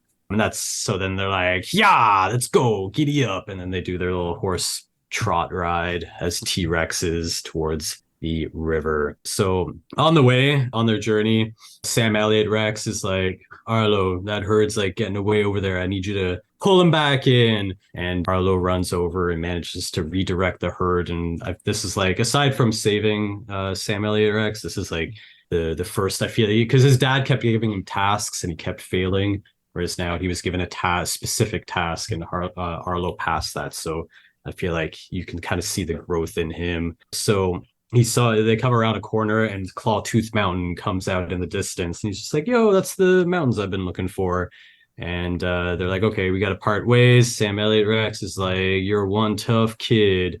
And then Arlo's like, peace out, bitches. And then he runs off towards the mountains. He didn't actually say that part, though. I added that for flavor. Wouldn't have known. Right? In a Pixar movie. So, yeah, Arlo's super jazzed. They're almost home. They're, like, running along. Oh, they run through a bunch of birds. This was another shot that I thought was really good, probably in the trailer. I feel like this is a trailer shot or something. It looked familiar. Yeah. It's beautiful. Yes. Yeah. Just the amount of birds, like, if I have a scene I have to animate with, like, 5 characters, I'm just like, my God. I'm like dying. Like that scene had like hundreds of birds. Yeah. I wondered while watching it if they had like developed some kind of simulator or something. Like they must have done something because that is just, it was intense. Yeah. That straight up looked like a National Geographic shot of like a hyena or something running through and all the birds taking off. I don't know. I feel like, like we've talked about maybe in previous episodes where like there's Pixar just does like a hyper clip of like all their famous scenes almost like Woody and Buzz flying through the air, Wall-E in space, that type of stuff. I feel like I've seen Good Dinosaur show off this one with him running through the birds. Yeah, which would make sense. Yeah. It's crazy. Yeah, aside from the field that they do with the fireflies, this definitely feels like an iconic shot from the movie. To me, very gorgeous. So yeah, they have that. Arlo's super excited. Spot's just like excited that Arlo's excited.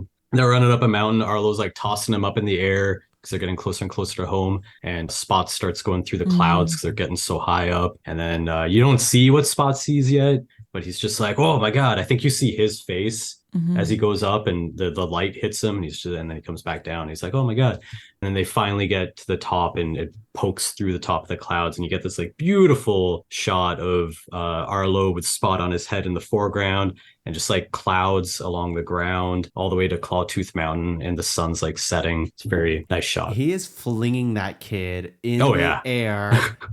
On like a pretty like tall mountain pass type of like situation, not pass, but like if he did not catch the kid, that kid would die instantly. Yeah, it's a pretty high toss. Oh yeah. So yeah, beautiful, majestic sight for that. And I do like I feel like you can always tell because they like hold on a shot like that a little bit longer than they maybe should. And they're just like, yeah, get a load of this shot. So yeah, they're super close to home now. They're like running along, they're howling because I forget when it was earlier in the movie, Spot like howls and Arlo's like, oh, howling. So they howl. Ow. Yeah, while they're running, they're howling and they hear a howl in return. And they like immediately stop and they're like, that was weird. We're the only ones that are allowed to howl and they don't know what's going on. So Spot howls again and in distance you hear the oh. And then on the top of like this peak, this like hill, you see this shadow or silhouette that stands up and it's another human. You can't really see any features yet, just kind of like a silhouette. But Spot is like pulled towards this other character. There's just something, it's like an out-of-body experience almost, it seems like, for Spot. He's just drawn towards this figure. But Arlo, like, he's like, I don't know, and like swoops Spot up and he's like, we gotta go, buddy. We're almost home. Then they continue on. We're probably never going to see these other figures ever again, so no need to remember them. And Arlo is telling Spot how great it's going to be when they're home. He's like, Spot's going to get all this good stuff. Arlo's clearly feeling guilty that he just like took away Spot and was just like, it's all about me kind of thing. So he's talking a lot. They make it to the top of yet another mountain. There's a lot of mountains. And another storm is starting to roll in, yet another one. And it's very scary yet again. And we get this super cool shot where it's like clouds in the sky, just like nothing but clouds. And then like shark fins coming through the clouds, coming along. Very cool. And I like this bit. Yeah. And It's Sam's spooky. favorite character, Thunderclap, is back again for vengeance. But yeah, super cool shot. I love that you see the fins through the clouds and then the lightning goes off and you see like the outline of the pterodactyls above the clouds. Very cool.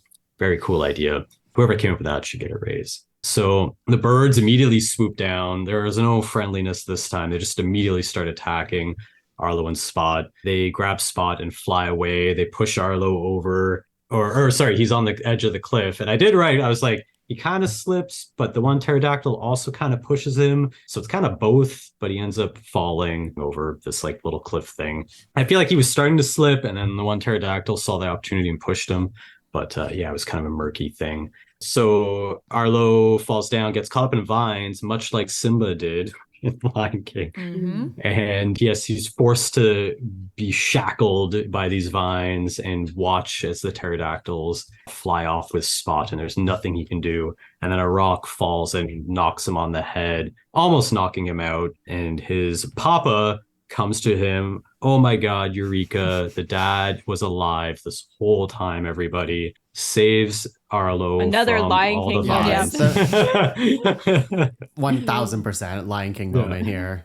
Yeah, saves Spot from the vines, gets him out. The dad's not talking much though. Seems weird. He was very jokey and talky earlier, but not talking much. And dad's like, we got to go home. Arlo's following him, but notices suddenly the dad's not making any like paw prints in the mud as they're walking. And oh my God, you guys, the dad is actually dead. And this was all like a knocked out fever dream by Arlo. And he is actually still caught up in the vines. And the dad says, sorry, before we get to that, Arlo has that really nice conversation with the dad where he takes responsibility for the death of his father. And he's just like, I got to save this critter Spot because I love him. And the dad's like, you're me and he's like, I just need to be brave like you. And the dad's like, you're me and more. Now go take care of that critter. More. And then he says, remember. Remember. And it's like, wait, wrong movie. I'm sorry. You're me and more. You have forgotten. Yeah. Look close. Oh, harder. Good stuff. So yeah, then this is where Arlo wakes up and still in the vines, but he's got a new resolve. He's determined. He's like, I've made peace with my father and that whole situation. I've come to terms that I love this little creature. So he breaks out of the vines and just starts ripping towards the vortex of the storm. Because at Clawtooth Mountain, there's like, I don't know, like a hurricane above the mountain. It's very intense. So he starts going up and he's howling the whole time, trying to get Spot to howl back to him. Spot finally howls back to him, and Arlo finds him in like a hollowed out tree trunk by a river, and he's trapped inside, and all the pterodactyls are trying to get in at him to eat him. Arlo runs down there, starts attacking all the birds. The birds fight back. It's like a whole fight going on here. It's pretty intense.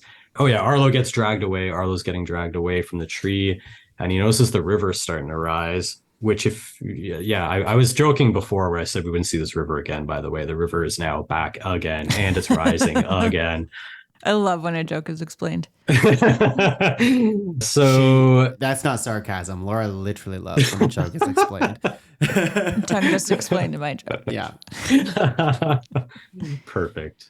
The river starts to rise, or he notices the river starting to rise, and Arlo uses his brain to get rid of the birds. I feel like he started using his smarts here versus brute force. And Arlo does a scary roar at Thunderclaw. It's very Simba finally getting his roar moment, and hits him. Thunderclaw takes off, and Arlo does the action movie thing where like throws the stick into the distance. And but first, isn't this when Spot bites the hole in Thunderclaw's wing? Oh yes. That was horrifying. That's dark too. Genuinely horrifying. Yeah, true. That's Doug true. and I both looked at each other like, oh. Another one of those like shockingly violent, like, oh shit, that happened? This doesn't feel like a children's movie. Yeah. Yeah, that was pretty intense. Yeah, what a throw by Arlo. Very incredible impressive. throw. So yeah, this is like another flood's coming. Oh shit. The water's rising. It's going up above the log now. There's no land between Arlo and the log, but Arlo just like runs and jumps right into this force of water that's coming. Very intense. They're getting thrown around in the water. There's a huge waterfall coming up. Arlo, now knowing how to swim, is like doggy paddling towards Spot to try to save him. It's unclear if he's going to make it. Arlo finally makes it in time, just in time to like grab Spot and kind of hug him as they go over the waterfall. And end of movie. They died, right? No, they survived, everybody. Did you get that joke, Laura? Because I pretended that they didn't survive, but they actually did survive. Okay. So Arlo, it was okay. They all make it. It was okay. So they make it to shore, but Spot isn't moving, which is kind of scary. But Arlo does the little breath thing on him like his dad did to the firefly to get the fireflies to wake up. That makes no sense. I mean, I get it, but it makes no sense. You just gotta breathe. It's the whole like breath of life type of thing. Yeah, like it makes sense for a firefly. I guess you could extend it to a I child. like forgot this happens. It's kind of cute, but the second you think about it, it's like that doesn't. Yeah. If someone did that instead of CPR to me, I'd be pissed. Immediately after the movie ended, Tongue leaned over and just started breathing on me. Just a gentle breath. So yeah, Spot does wake up because it does work. And he's feeling good. They continue their journey after all this. They get to the top of yet another mountain. They see Arlo's home. They're almost there. They can actually see the home now. Arlo hasn't seen his home since he got dragged away in the river originally. But they hear more howling again out of nowhere. And they see that same figure on the silhouette on a hill. And then more figures pop up. And then they come down, and it turns out that there is like a adult male and female and two little kids, and they all gather and like sniff each other. And Spot's very curious, but also very clearly happy to have found some other humans. Arlo's watching all this going on, and he just realizes that he needs to let Spot go. Spot needs to be with his family. Arlo's going to have his family. Spot needs his family. So he keeps pushing Spot to be like, you got to stay with these people, not me. And then he eventually, after Spot keeps running back to him, he pushes him in and draws a circle around all the humans to indicate family, like the nice moment we had earlier. I like that. Mm-hmm. That was a good circle back to that. Oh, moment, yeah. I was thinking how weird it would be for those humans to like watch this dinosaur draw a circle around them and be like, what the fuck? Yeah. Like, what is this dinosaur trying to trap me? They did not seem concerned. Yeah, they didn't seem concerned. They're like, we'll just wait this out, I guess. So yeah, Spot kind of looks to the family, looks back to Arlo, looks at the circle. Spot realizes what's going on, that this could be his new family now. And they kind of howl to each other to say goodbye. That's their like thing. And then Arlo takes off again, arrives home, and as he's walking... Before... Well, I'm not sure if we're going to talk about the same thing. But... you I did consider bringing this you up, say but it. You go say ahead. It. No, you go ahead. That they're like a family, and there's like a little girl and a little boy, and now Spot. Oh, no, I was just going to say Spot starts walking on 2 legs with Oh. the rest of the family, and I think it's completely jarring after they spend the entire movie walking much faster like a dog, but now they're all like walking slow with 2 legs. And But there's also the nice hug. And the hug. They're evolving. There's a nice hug between Spot and Arlo. I cried my eyes out every time I've watched this movie Yeah. at this part. And the like emotions in like Arlo's face and like Spot's, I feel it. I'm like sad, but like it's just, this moment kills me every time. Mm-hmm. I like it. Yeah, it's good. It is good. I think that's like whenever a tiny human hugs a giant animal in this way, it's like always kind of or nice. anytime you're like, you're doing the right thing, even though it's really hard, by like releasing a pet, or like when the woman leaves the fox in the woods, or like when the, like when I Andy don't know. gives up his toys. Don't bring up Yeah, that it's trauma like- again and follows them around. I know, but it's like that kind of like saying bye to your, being like, okay, I should really let you be free and be wild and whatever. And that always just chokes me up a little. At least it didn't have that devastating song from Fox in the Hand. That's true. That yeah. song. Yeah. Yeah. It's funny that so- that moment happens, and it's a pretty iconic one, I guess. It's like the climax of the movie in a way of just like, this is the culmination of everything that, and the emotions that happen. And the thing that sticks out to me is like, oh, fucking Spot looks weird walking on 2 legs. That's what I got out of that. Oh man, when he like keeps pushing him, I think that like the whole bit, like you were saying, like Arlo like keeps pushing him, and then he runs back to him, and then he's pushing him like Oh, that. no. I'm like, oh, my That's- heart. sorry. You're Well, like, that's Fox you're and like, the he's Hound. coming back. This was yeah, the and it, scene. This was the scene, not the That earlier hurts to sickle scene, but watch. this is a scene that I was like, thought was worthy of a nomination of top Pixar Yeah. moments. Interesting. Mhm. Interesting. it gets me every time. I don't Yeah. know. I have had a dog that I've given up and listened to it cry as it is pulled away, and it is like, I don't know, not fun. Tell you that. Well, So we're going to get another This- hug soon, aren't we, Brad? yeah. Yes. So after Arlo Marie Kondo's Spot out of his life, No, he arrives. that is not what Marie Kondo does. Oh my Brad. God. He thanks Spot for his service. No, Thank that's you not for what your this service. is. You are now free.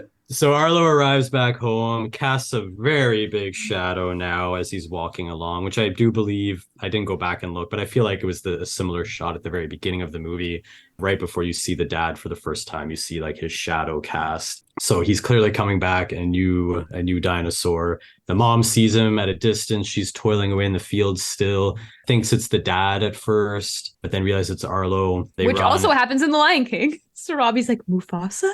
True. Yeah, and so then they all run. They all have a big embrace, big old hug, family hug. Very touching. They have their baby boy back. And yeah, the Arlo finally gets his mark on the silo along Just with for the rest coming of the home? family. Yeah, Is that what the that's mark's for? Bullshit. Although I guess that's more impressive than, I don't know, watering the corn. Actually, there's a deleted scene where Arlo comes back and says, "I killed the critter." You did get rid of the critter. He did. He did get rid of He the killed a lot of animals while he was gone. He's got an impressive body count. Yeah, so we basically end the movie with Arlo getting his mark on the tower, and then we get the credits rolling on top of these, again, amazing visual shots, just all these landscapes and sceneries that they had from the movie. And yeah, it's the credits are very beautiful, very nice. Wow. Yeah, and that's the Good Dinosaur, Wow, everybody. That's good job, Brad. Good Brad. Good Brad. Good Job. Brad. Nope, doesn't work. Well, thank you for that, Brad. Let's go right into how we felt about the movie. I have a vague kind of idea how everyone feels, but I'm curious as well. Brad, you just did the summary. How do you feel about the whole thing? I do like this movie. There's definitely plenty of others that I would watch over it. The visuals, like I keep saying, are extremely impressive. I think that's for me like the main reason I would watch the movie again. It's also a very tight movie, like you said. There's not a ton of fat, and like for some reason in my head when we were watching it, I was like, oh yeah, Spot comes back at the end, right? Because like blah blah blah. But it's really just like he sends him away and then movie's done. It's very like concise. But yeah, not my favorite Pixar, but I don't dislike it. There's other ones that I dislike more, but it's just I don't know. It's not really a movie I would seek out to watch again, but I would watch it again. Sure. But, yeah. Yeah. They all hug in the end, and Libby and Buck don't get a speaking line at the very end. Yeah. It's just it's just over. Yes. Laura, how did you feel about the movie?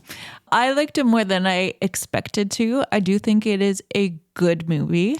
I don't think it feels like a Pixar movie. Like there's some element of whimsy or something missing from it.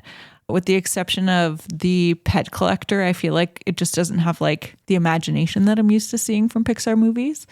I did think it was beautiful, but I don't know if dissonance is the right word, but like what am I trying to say? Tension between like the very cartoony look of the dinosaurs and the very, very real look of the setting. The contrast? Yeah, it felt off to me. And I get that, like we talked about, maybe they were trying to be experimental with it. But to me, it just felt a little weird, like almost like the dinosaurs would be better placed in Strange World or something like that. But we won't talk about Strange World again. Yeah, we don't talk about that movie. So I did think there were some beautiful, beautiful emotional beats to the story. The relationships that were developed were really nice. But overall, I would give it a F for forgettable. Even though you literally just said that one of the moments in this movie could make top 5 Pixar moments. No, I said it could be nominated perhaps. But I also don't think it would do very well because not many people know it. Because it's like, this movie is just, it's very easy for this movie to just You also said you liked the movie and then you were like, it's forgettable. I can like a movie and I mean, I like all kinds of movies that I think are forgettable. I forget most movies I watch. I do think this movie is better than the reputation it has. That's what it is. Yeah. I feel like a lot of people shit on this and it's like, it's not a bad movie. It just kind of like came and went and there's nothing like crazy about it. But like, I don't know. I feel like people talk about how this is like Pixar's worst movie and stuff. And it's like, I don't know. It's not like, oh, really? It's not bad. Yeah. No. Have you seen Cars 2? Yeah. Sam, I feel like you have very positive things to say, or at least positive thing that maybe not very. I do. I think this is like a comfort movie to me. And I would agree that it doesn't feel like Pixar in the sense that it's not doing some crazy, like, what do feelings look like? And like, it's not doing some weird abstract thing, which I think is fine. And I really like the choice to do like really cartoony characters with the hyper, because I think that could have gone wrong and could have been jarring, but I feel like somehow it's not to me in this, and it makes it. I think if the background was more cartoony, I probably wouldn't want to watch this again. I feel like it would be making not enough choices, but I feel like where this movie lacks in like unique story beats, it like makes up for in other, like the choice to get a little violent, the choice to be a little more hyper realistic. I feel like there's a handful of moments in this movie that actually make me laugh, and then I cried quite hard in it. And so like I'm like, it's good at making me like feel things. So I think as far as like having a decent experience sitting down and watching a movie, like, would I go on to recommend this to everyone? Like, maybe not, but would I throw it on for myself if I just want, like I said, like a comfort movie or something that I'm like, I've seen and I know I kind of like I'd probably throw this on again. Yeah, I don't like the parents and the family. Like I said, there's like a ton that I'm like, ugh, like cringe, like whatever, don't like. But the whole journey of them to like specifically, I do really enjoy watching. So yeah, I like it. I would watch it again. Yeah, I think I can echo basically what everyone else said here is I think the number one thing for me was I was prepared for a bad movie, which coming out of it, I was like, you know what? That was all right.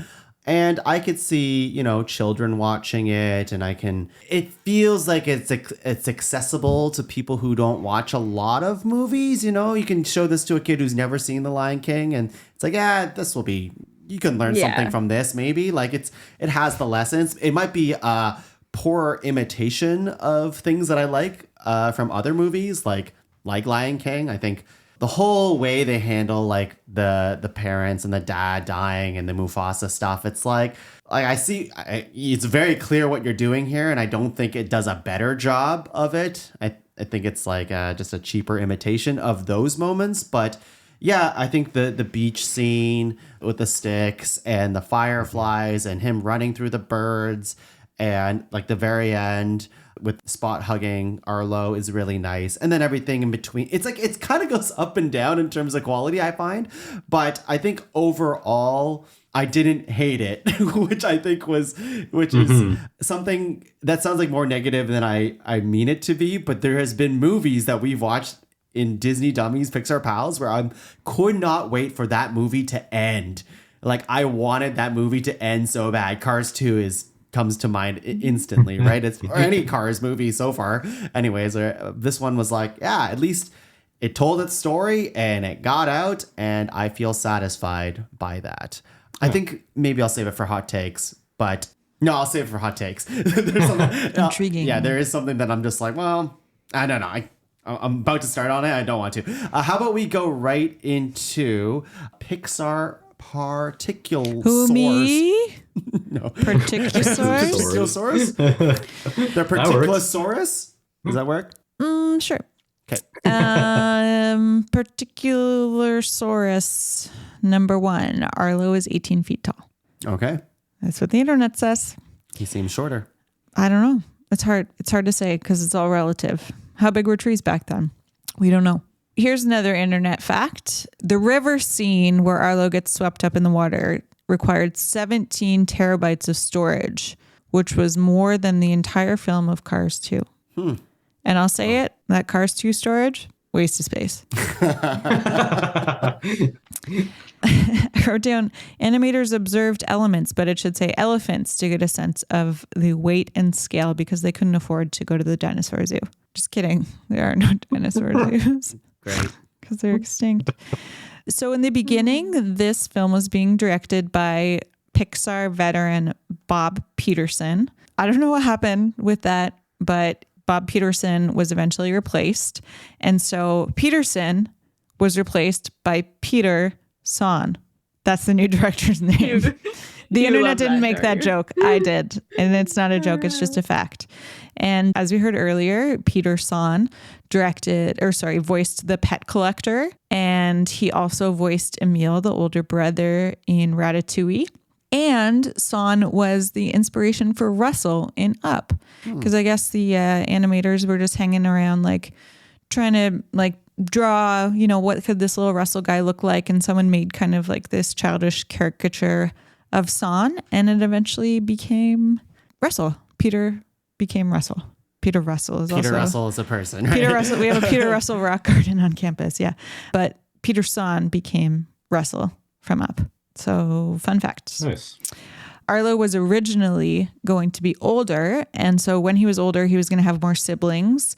And those siblings were set to be voiced by Neil Patrick Harris, Judy Greer, Bill Hader, and John Lithgow. But they went in a different direction. They would have been wasted. Could I tell you who they ended up being voiced by? No, I couldn't. I don't know. But I can tell you that our pal John Ratzenberger voices one of those raptors that we see, the rustlers. I'm a rustler. Is that a song? I'm a hustler. I think so. I'm a wrestler, baby. Okay, you can cut that. And for 3 of our Pixar particulars that we look for in every film, A113 was supposedly formed by some fence pickets. I didn't see it myself, but it's what the internet says. The Luxo ball appears floating during the hallucination scene when they eat the bad apples. Oh, that's fun. And a Pizza Planet truck appears as an asteroid in the opening scene. Oh, that's fun. Yeah. That's fun. Those are kind of creative. Oh, man. Go back. Upper left-hand corner. Okay. All right. I'll Spot look the out track. for it in another 7 years when I watch this movie again. You know what? I think it's entirely possible. Maybe this is a hot take. Maybe I'm too early, but maybe 10 years from now, we'll be reading think pieces about how The Good Dinosaur was one of Pixar's greatest films. I don't think so. Who knows? We don't know. I Maybe don't it's think before so. its time. Thank you for that, for all those particular sauruses. I forgot of the source material sauruses as you were speaking. I'm like, oh yeah, that's a segment we do. Done. Leave the puns to me. Punosaurus Rex. Yes, you're right. But you've kind of touched on a little bit, Laura. You're right that it did change directors and there was various problems which led to multiple story revisions and as well as voice cast changes as well. But for the source material specifically, it's that they want to explore the theme of like a boy and his dog, but they did some role reversals where they're like, well, the boy is actually the dog. And the classic. And the dinosaur is the other part. It's just like The dog is a boy. Yeah. And the boy is a dinosaur. Yes. But then they were probably eating those apples when they came up with I think that. so. The film's title might suggest that dinosaurs are evil. However, Peter Son warned the title is deceptively simple. It has more meaning than it seems. And I'm like, that's it. Those are opposite ideas. Yeah, It's like deceptively simple. It has more than what it seems. yeah, this will lead into Brad and Sam's animation angle here, but Lasseter also said that for this film, Pixar aimed to make environments with a higher level of realism than anything they did before. So let's officially talk about how good this animation is with the animation angle. Sam, Brad? I like that the dinosaurs have really squishy feet. Sure, yeah. That's nice. All the better No, for I making feel like we handprints. said everything already, that it's A, gorgeous, and B, like there's really fun cartoony animation. So we haven't seen much. Well, I guess Toy Story does it later. Like I feel like they continue on with the hyperrealism. Sure. Like I feel like we haven't got there and we'll get there, but like the opening of Toy Story 4 has like a rainstorm that's like fucking insane as well. And it's just like, But I think the difference though is like this isn't, it's hyper realism, but it's not like photorealism. It's more the idea of realism in this movie. yeah. Because if you actually look at this stuff, it's still kind of cartoony. It's just like super detailed. And it is in a realistic fashion, but yeah, it's more what your memory of like what a pine tree looks like is versus like a literal pine tree. And I feel like they do kind of start going down that path of hyper realistic, like photorealism, where it's like this is literally what it looks like. But I don't know, there's something about the texture of this movie that just feels so vivid and above and beyond what I feel like I see in often current movies. But they also don't do these like crazy like scenic landscapes in a lot of their movies, so maybe that's it. Like it's usually more cities and stuff like that. We don't get these vistas, which when they were building the environment for the movie, because they wanted the environment to be a character, they actually got accurate data from the US geological surveys of like from satellites and from Google Earth, and they based all of the landscapes on places like Wyoming and Yellowstone and Montana. And then they put like foliage on it. So, which is like crazy to me because they could have just like modeled this stuff, but they went like with this hyper realistic representation of landscape. So I guess in theory, if you're from like Wyoming, maybe you see a little rock that you're like, that's behind my house. Is there actually anyone who's from Wyoming? I've never met anyone from Wyoming. Yeah. I think that's the biggest audience is Wyoming. Do you know, maybe you both know or don't know, but I'm curious if there was some, because obviously we've talked about this animation quite a lot, especially the backgrounds and the nature part of it. But was there a specific technology advancement or something that happened for them to do this? Because it seems quite a bit of a jump than what we've seen so far. Yeah, I couldn't find like any specific technologies, but I did read some articles about like major advancements. Like for instance, one thing which I don't think they were doing before was they modeled and animated individual trees that like they simulated individual trees with varying levels of wind and movement and stuff like that. So when the layout artist was bringing in foliage, they could be like, okay, I need this much wind. And I guess that maybe helped things quite a bit versus just like an all being simulation. It was almost like each individual tree was its own thing. But yeah, I feel like, yeah, I agree. It's a pretty big jump. I mean, Inside Out also looked really good, but it feels to me like a visual jump. I know one thing was volumetric clouds, which I'm pretty sure they'd had before, but I kept reading articles talking about volumetric clouds in this particular movie and how maybe they just never been able to do them the way that they did here, where it allowed for the lighting department to light through the clouds, like light all the sceneries and the characters with the cloud cover in mind, which I guess they'd never done before. I feel like I've talked about volumetric clouds maybe in Cars or something like that. So I guess they changed. I feel like we're at a point with Pixar where it's all kind of the same, but it's all like quote unquote major advancements that is still just within the vein of I feel like what they already had, like volumetric clouds, but now they can do it even better than they did before. the computers are just more powerful too. Like Laura was saying, like the time to take it to render and like all the like crap like that, like just like tech specs is just better. So it's like, yeah, we could do these like more crazy shots that maybe you could do before, but it would take a million years to render them out, so you wouldn't want to. But now it's like, oh, computers are getting faster, so like maybe we can actually do this now. So I feel like just like the advancements in tech in general, not necessarily like new software, just like that's better, fair. just better. It's interesting too from the non-animator eye that almost the better they get at this type of animation, like this, what did you call it? Realism, photorealism, hyper realism. It's almost like the better they get, the less we notice it because it just looks like like video footage to us. So we notice, like our eyes are trained to notice when something looks wrong, but not necessarily to appreciate when something looks right in the way that your eyes would see it as animators too. Yeah. I kind of feel like in a way it's sort of like video games these days where like the graphics are already very good and now it's about like detail in the lighting and detail in the textures and pushing that boundary to overall make a even more photorealistic image. Like early on from, I don't know, like SNES to PS3, it's like obviously advancements every generation. But now it's more like if I look at a PS4 game versus PS5, it does look better, but it's not the jump that it used to be.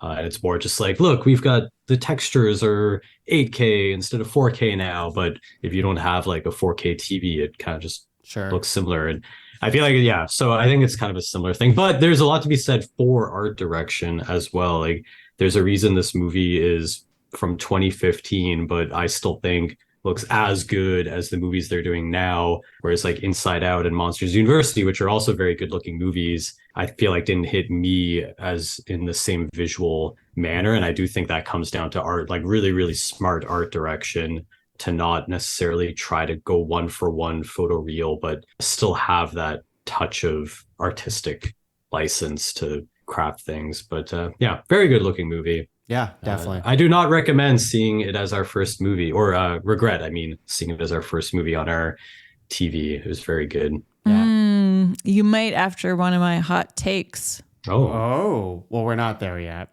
because we're going into 5-star, 1-star. These stars, let me tell you here, I have a few. First off, I have one 5-star from Pankaj Moriari. Beautiful movie. I don't know why people have rated it bad. In my opinion, a person who didn't like The Good Dinosaur, he is not even a human being. If someone didn't cry watching the movie, it means he doesn't have emotions. My suggestion to everyone who is going to watch it for the first time or again is to focus on the background music, which we have not talked about yet, but I'm going to later. It has mesmerizing background music, and if you focus on the same while watching it, I'm sure you'll be lost in the story. 5 stars. Okay. 1 star. I have a few 1 stars. First 1 star is just finished watching this with the 4-year-old. Jesus Christ, man. I might have to go and watch the start of Bambi a couple of times to cheer myself up. Which is crazy. And then he says, do we really need to kill off a lead character parent in every children's movie? Lion King, Bambi, Frozen, now this monstrosity of a film that makes all of the above seem chirpy. And we aren't talking about a subliminal death here like in Frozen, where it's mainly alluded to that her parents are dead. We're talking a big graphic child watching his dad drown to death scene within the first 20 minutes of the film. And that's just the beginning. Every slightly chirpy, fun part of the film is followed up by a huge section of near-death experiences, stories of near-death experiences, and then some more near-death experiences. Absolutely none of them pack a punch in a storytelling way because it's a PG film and you know that the main character is going to make it in the end. If you have young kids and want to get a good night's sleep tonight, don't show them this movie. The Good Dinosaur, it should be called The Absolutely Scarred Dinosaur. Anyways, 2 more here. Call me insane, but this is worse than Cars 2. Wow. Nah. And then... That's a hot take. That is a hot take, and I disagree. And then last one is, boy, did I not like this movie. I didn't even watch the whole thing because I didn't like it. I'm going to watch it again soon to see if I like it, but I have not watched it all yet. If I don't, then I'm calling this movie pure garbage. Current score, 1.2 out of 10. I feel like we heard a very similar review for a previous movie. Probably. Yeah. Probably. But let's get right into Hot Takes. Hot takes. Brought to you by... The Geysers? The meteor that missed? What else is it hot? It could be that. Meteor that missed. Those are geysers, right? Thunderclaw? Thunderclaw is not hot or fiery. Oh, I thought Sam thought he was hot. Oh, Sam, you think he's hot? Gross. Okay. You know what? Flaming meteor. Is the T-Rex run is pretty. There you go. It's sexy hot. So we're gonna brought to you by the T-Rex run. How about we go right into Sam? Do you have a hot take? I do. Spot looks like Zac Efron. All right. Okay. Pre or post jaw surgery? Pre, I guess, but maybe post a little. He's just got a really Efron-y face. Efron-y face. Yeah, I like see it. Now that you mention it, I see it. The hair too. Brad, hot take? No, none. I kind of brought mine up through the synopsis of things. Fair enough. Laura, hot take. I'm picturing Spot doing like the basketball dance from High School Musical. I don't dance. Or what's that? Bet on it. Bet on it. Of course. Yeah. When I was making my note for this movie, I accidentally typed in the Hood Dinosaur, and it sounds like a bad movie DreamWorks would have made in the early 2000s. The Hood Dinosaur. The Hood Dinosaur? DreamWorks makes pretty good movies, though. Yeah, but this one wouldn't have been good. Okay, fair.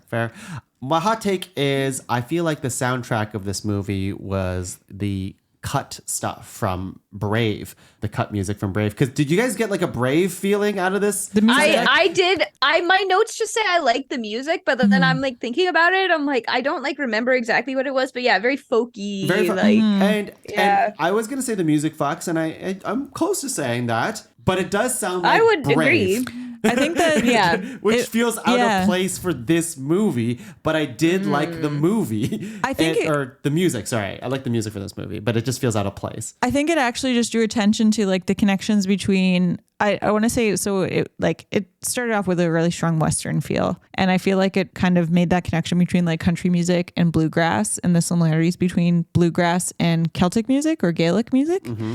That I'd never really picked up on before. So it was kind of fun. I'm going to be clear. It's good music. Mm-hmm. I don't know if it's memorable because I can't hum any of it to you. Yeah, I can't hum any of it either. But it does sound like it's from Brave. And that's what it's like. It just feels like, we got some leftover Do you want me to hum music some? Here. I will run. Yeah, I knew you I will fly. I knew it. Sam, any more?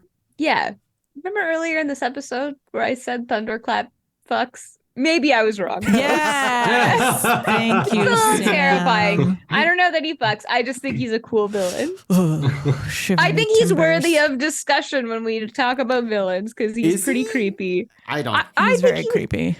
The storm provides. Yeah. I stand by him being notable, but maybe not that he fucks. I just got too ahead of myself because I love him hot so take, much. He's barely a character. Like I feel Oh like my god. Oh my god. I think he has he's a villain. Absolutely. He's kind of interesting to watch. Absolutely. But he's doesn't have much character motivation at all, except for the storm provides. Eating. Yeah, that's it. That's it. Survival tongue. Laura? This movie is way too sad and violent for kids. just way too much. Yeah, I don't know if that's a hot take, Too but many I agree. feelings. Yeah, here that's is basically a hot the take. review. Disney Pixar has made 0 good dinosaur movies. Well, I mean, Land Before Time just set the That bar is a so hot high, right? I'm Littlefoot. not Sarah. even sure if those movies hold up anymore. I haven't watched them. in a This long is time. one much guy's better named than Squeedy? Dinosaur, though. So yeah, that's the thing. It's Petrie. like I make the joke. I think this movie's better than I thought, but it still doesn't. It doesn't. I feel like it's dinosaurs, man. We Yeah, have I know. dinosaurs. How do people keep fucking this How do you up? keep fucking up dinosaurs? And I'm gonna go right into like what I was talking about before, where I'm like, I'm gonna save it. But like this movie barely uses dinosaurs. Like there's like it doesn't have to be dinosaurs in this movie. It really doesn't. They knock down trees with their tails. I know, but like you don't see another dinosaur for 36 minutes in this film, and everything else the rest of the dinosaurs are doing are very not dinosaur-like. So it's like the T-Rexes are not acting as dinosaurs, the rhinoceros. But if they were, then we wouldn't get their weird rodeo runs. I So, know. It like, just True. I don't know. But why is it in a dinosaur universe? It just feels wasted to me. Anyways. But I love their design. I do love the dinosaur designs. Like, I feel like I Me really too. like the look of all the dinosaurs. So yeah, I really like the look of the dinosaurs in this movie. Sure. Pet collector. It just feels. Yeah. I feel like we as a society can do so much more with dinosaurs in movies. And It's true. We have not found a way. This movie's certainly better than Dinosaur. I would agree. I think Arlo. I think Arlo is better than Aladar, but Aladar could probably kick Arlo's ass. Is probably Yeah. right. Yeah. Arlo's Yes, a cartoon. I would agree. Aladar's a real dinosaur. So I like. To be clear though, I like Arlo more just because he's. I don't know. Oh yeah. Sam, do you have anything more? I do not have any more. Laura. yeah, I have two more. Disney owns Pixar, which made The Good Dinosaur, and Disney owns ABC, which does The Good Doctor. So, franchise? No. The Good Or are you saying they're the same Podcast? universe? The Good Place? Place? Oh, the good Whoa, place. how did I miss a good? Wait, what network is that on? Anyways, Whatever the network. we've got a whole good universe. A good universe. I see. Here's one. Yeah. And my last one. But why didn't they, like, this movie's been out since 2015. They've still, as far as my knowledge, still have that entire dinosaur part of Disney World. What the fuck you doing? True. True. Why put some, like, you have another dinosaur property that you can populate with, it's like fun, marketable, I think. I think they have Arlo there. Do they? I think they have a giant Arlo. I think we took a picture with it. Him. No, there was a No, it was giant Aladar. No. That's right in front of the dinosaur ride. Yeah. But then Yes. there's like by the playground, there's like a giant green dinosaur. Isn't that Arlo? I don't know. I don't think so. Look it up. Is Remember it that not guy? Rex from Toy Story? No, that's in Pixar Land. We'll have to go back to our episode where we definitely don't Check talk it out. about this. I think it's right beside the Triceratops spin. But why don't you make there's a whole, that section of the park is so big and I it's think they're so redoing empty. it. I know that they're getting rid of most of it, right? I don't know. But I feel like you could just insert at least one good dinosaur ride into it and it'd be better. Yo, that dinosaur ride isn't bad. I liked it. The Aladar ride? It's a decent ride. It's not a bad ride. Decent. Laura, last hot take. The Firefly scene is good, but Princess and the Frog did it first, and Tangled did it better. Okay. The Fireflies Tangle- and oh, the- The lanterns. Oh, like the lanterns? The lanterns, so much better than Fireflies. Yeah, but Rapunzel doesn't blow on the lanterns to bring it to life. I can't get over the fact that of like the whole internet was like, you got a great TV, you need to watch Pacific Rim and The Good Dinosaur, and that was it. No, there were others. Those were the ones I just decided. That was the to hot mention. take? That was your hot take? That you Was Tangled on the list though? I honestly don't remember. Oh, it's gotta be. It's gotta be. Why, It's just so for the good. lanterns? The lantern scene on it. I remember seeing Tangled in theaters in 3D, and my mind was blown. Because I always thought 3D movies were dumb, but it made it all worth it for me. It's like I was there. I think believe you. the hyper realism is what they were going for, to like really test the TVs. Otherwise, they're only watching a scene in Tangled. You know? Oh, it's not Yeah. just about the firefly scene?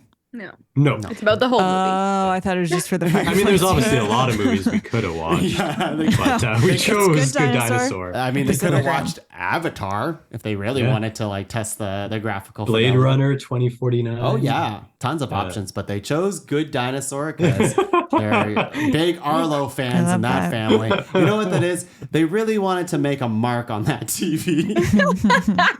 Yeah. All right, well, that is our episode of Good Dinosaur. I am shocked and a little appalled of ourselves to be able to talk for 2 hours about Good Dinosaur. Yeah. How did we get to this part? There's a lot to It's a say. cute movie. Was there a lot to say? Yeah, I guess there was a bit to say, but ultimately I thought it was better than expected, but I also agree that I probably am not going to watch it anytime soon. But if someone said they were watching it, you know, there could be worse movies You could out put it there. on in the background. Yeah. I think what it is, I didn't say this, but now I'm thinking about it. I think what it is that matching up to Pixar's pedigree that they've like kind of built for themselves up to this point in time is that's where it's a miss in a way where it doesn't live up to the imagination of a Ratatouille or a Wall-E or an Up, that creativity, because this movie borrows so many elements from other movies and doesn't really try to do its own thing, really, but it doesn't do it in too much of an offensive way. It's just The bar is just so high. But yes, Yeah. it's not a bad movie like Cars. that's right. Cars 2. Now our next movie is it's not Cars. Don't worry. I'm curious how we're all going to feel about this because I've only ever seen it once and I forget everything about it. Which we are going back into the ocean To the ocean. and we're finding Dory this time. So I remember one scene which involves like a bridge or something. Is there Okay. a whale in deleted it, maybe? that from my. I There's don't know, there's definitely, definitely a whale. a She speaks seagull. whale. Yeah. Yeah. All And right. they're in a truck. I don't know. I don't know. There's an Yeah, octopus. there's an octopus. There's an octopus, and they talk about it a lot in the animation Yeah. stuff. But yeah, next movie is Finding Dory. So get ready as we get back into the ocean. And I'm not sure if we go back to Wallaby Way. What is it? Fuck. 42 Wallaby Way, Sydney. Yes, that's it. Is that- I can't believe I forgot that. We are not going back there. But Fine. Bring the I snorkel. think Finding Dory is appropriate because these dummies are about to go into the ocean. We're going on vacation, everyone. By the time this episode releases, we would have We went came on back vacation, to- everyone. We went on vacation. We can't wait to tell you about it. All right. Well, this podcast has gone long enough. So how about you two dinosaurs sing us out? I didn't mean it like that.